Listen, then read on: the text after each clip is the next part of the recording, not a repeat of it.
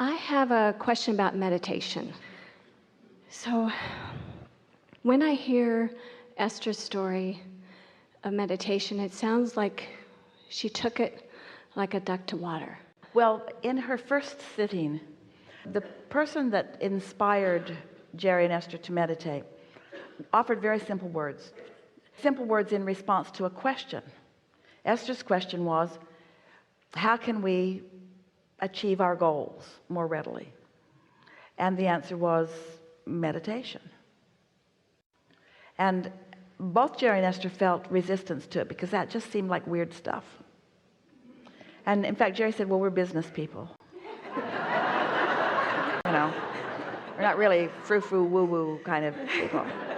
And so then Esther said, well, what do you mean? And the answer was, sit in a quiet room and wear comfortable clothing and focus on your breathing. And when your mind wanders, and it will, just release the thought and focus back on your breathing. And then Esther said, do you think that we should bring our daughter Tracy? She was 14 at the time. Do you think we should bring her to have a conversation? And they were told, not necessary, because you too are receivers. And Esther thought, that can't possibly be. How could I be this old and not know something that freaky? But now Esther's got questions. She wants to know. And so she said, well, who's my spiritual guide? The woman in the room was saying, don't you want to know who your spiritual guide was? Esther would have never asked the question, who's my spiritual guide? She'd never even heard the terminology before. So she said, yeah, who's my spiritual guide? Sounds good. And she was told, you will have a clairaudient experience and you will know. So now Esther's interests are all heightened. In other words, she wants to know who her spiritual guide is. Might be good. And since this was not anything that she'd ever thought about before, she didn't have any resistance about it.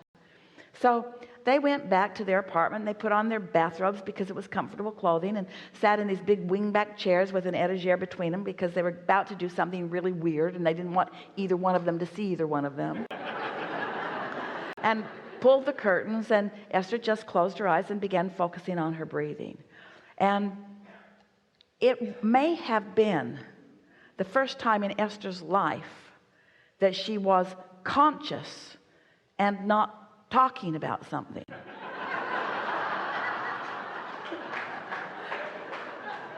She is pretty chatty.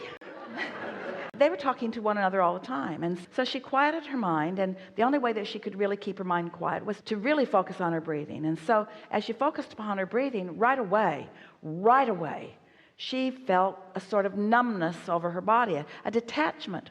She couldn't tell her nose from her toe. And she liked that sensation. She knew it was new. She knew she'd never experienced it before. She knew it had some relationship to what she was doing. She didn't have any other answers about it. She didn't know it was going to lead to this. Not really. She didn't know what this meant. She just knew that that detachment felt good. That's all she knew. And they'd set a timer for 15 minutes because Jerry was so practical. He did not want to get carried away into anything. Good luck with that, because Esther is sort of all or nothing. And so Esther said, let's do it again. So they set the timer again and again. She's focused upon her breathing. And again, she gets that glorious feeling of complete detachment. And then she said, let's do it again. So they set the timer again. And this time, at the end of that, her teeth were buzzing, not just chattering, buzzing, because she had allowed her vibration through the absence of thought. Now, she didn't have much resistant thought going on anyway. She was living pretty happily ever after.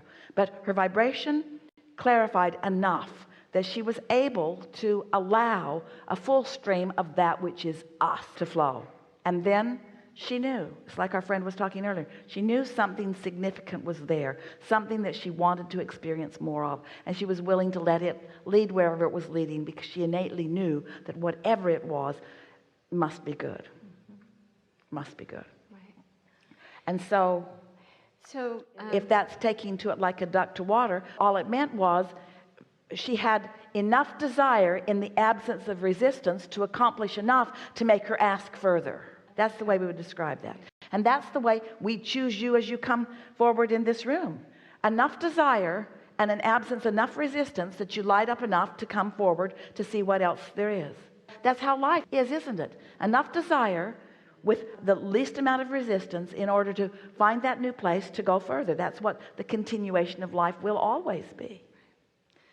So I first learned how to meditate in 1986. So it's been 30 years on and off of meditating. And there's absolutely, without a doubt, my life would be very different if I hadn't meditated these last 30 years.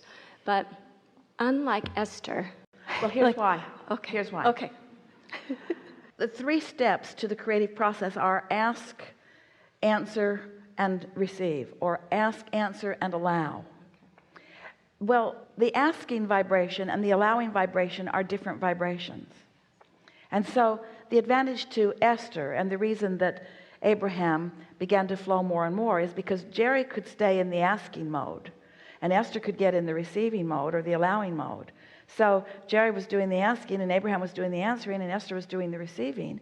And so it worked out very nicely for them. When Esther wants to know something now, she gets in the asking mode and she clarifies what she wants to know. And then later at another time when she's in the receiving mode, the answer comes. And so what is your process for meditation? It's TM, Transcendental Meditation, mantra. So describe the process. How long? 20 minutes a day. And as you sit for that 20 minutes, what is your focus? That's my question, is that... Well, we're asking you, what is your focus? My mantra. So in other words, I'll have a thought, bring it back to mantra. Thought, bring it back to mantra. This happened to Esther too. So she and Jerry meditated every day for about 9 months. And the 9 months is of no significance, it's just how long it was. And so as Esther is meditating, thoughts are coming and she just breathes them away because she's in the receptive mode and she's receiving us. But when you are in the receptive mode and receiving, and since you are the translator of the thought, you can't tell. Esther didn't know. She thought they were her thoughts that she shouldn't be thinking because her instructions were to clear her mind. Yes, thank you. That's exactly And it. so this is how we got her attention. You won't need this, but this is how we got her attention. We began spelling letters in the air with her nose. And she said, Jerry, I'm spelling letters in the air with my nose. Otherwise, she was just breathing them away. The only reason it took 9 months is because she kept releasing the thought as fast as it would come and released the thought as fast as it would come. Because she thought that thoughts were the problem. But it's resistant thoughts that are the problem. When you release resistance and your vibration raises, then pay attention to what comes. Either write it as it flows or speak it out loud into a recorder as it flows. But just let it flow. So that's huge. What you just said is it's okay to have thoughts while you're meditating. I guess I've been trying to let my cork float. And well, the whole purpose of meditation is to release resistance. And once resistance is released, then you can let it flow out into your life. You don't have to stand on a stage or in a room and have weird conversations with people. In other words, there's no assignment to that. Meditation accomplishes its purpose when you've released resistance. And so then the thoughts that come are valuable thoughts. Exactly. That makes complete sense. Really good. Yes, thank you. We're very happy that we had this conversation. Now what?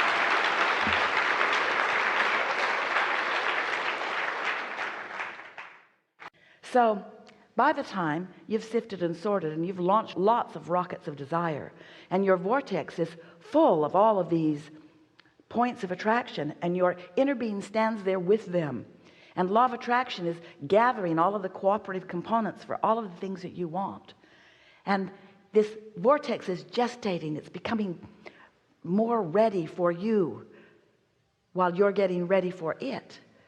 And the readiness that you are accomplishing is you're believing more, even though you can't yet see it, because you've come to trust the laws of the universe.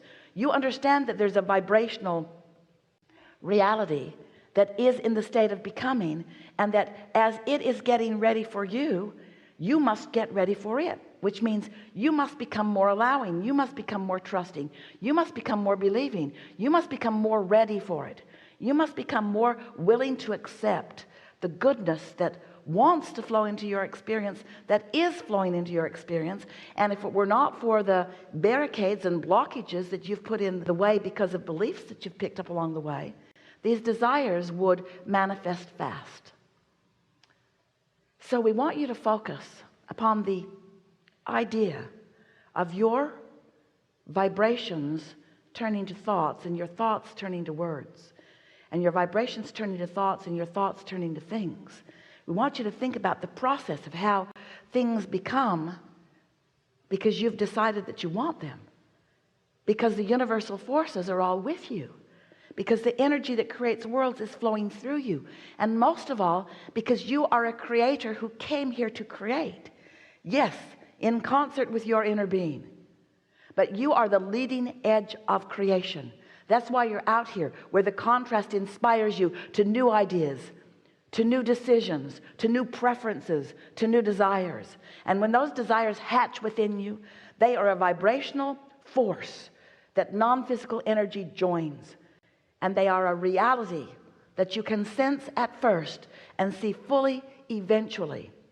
But you've got to get into that trusting, believing, knowing mode, and then you get to experience the sweet spot of watching your ideas turn into the things that represent the manifestation and the actualization of your life experience. You get your hands in the clay. You are the molding of the energy. Notice how robust your economy is, and compare it mentally to what the economy was like 100 years ago, or 50 years ago, or even 10 years ago. Economy is burgeoning. The world is awash in abundance, in money. And yet there are no pipelines trucking it in from other planets. These are the resources that have always been here, that are actualizing because of the thoughts of those like you. So if you will accept that you've created so much, oh, we would like you to see your vortex as we know it to be. And if you will care about the way you feel, so that you can get yourself into what we are calling the receptive mode, up there in those high frequencies, in the pure energy, where your ideas are moving freely and where your ideas are turning to the things of your life. But you must not block them with contradictory thought. You cannot want it, but you must not argue for your limitations. You must not continue to tell it as it is, if as it is not as you want it to be. You must tell the story the way you want it to be until you've practiced the story into your expectation of it being that way. And when you believe it, when you expect it, when you know it, when your vibrational frequency is without resistance, then there is this smooth transfer from your vibrational reality into your mind, into your ideas, into your impulses, into your timing, into your right place, right time, into your hands-on, deliberate creating of your own life experience. Not one of you said, I'll go, but I want someone else to create it for me and I'll just inherit it. Not one of you said, I won't be good at it when I get there, so I'll just wait for others to create it and then I'll just take it away from them. Not one of you said, I will go forth into the physical experience and I won't be good at this, but I will just blunder into it. Every one of you said, I'll go into my body and I'll explore and I'll decide from my personal experience. And I'll launch rockets of desire, and I know that the non-physical broader part of me will tend it. And I know that by the natural laws of the universe, that what I've decided will become bigger and bigger and bigger while I am tuning and tuning into it, until the next logical step for me is to receive an idea about it. And you know you do that all the time. When the idea of desire flows to you, you know that fresh feeling when you know you want something and it feels so good. You know that exhilarating, satisfying feeling when an idea comes. Ooh, that sounds so good, until you kill it with your doubt or your logic or with your habit of thought. But we know you know those feelings, and if you will focus upon what some would call the birthing of the idea, it's not the birthing of it. Well, you could call it that because you've put the components there and it has been gestating, and when the idea comes, you could call that the birth of it. But once it has come into your mind, then you must feel it as it felt when it first came, and then it will continue to delight you in all of its then becoming.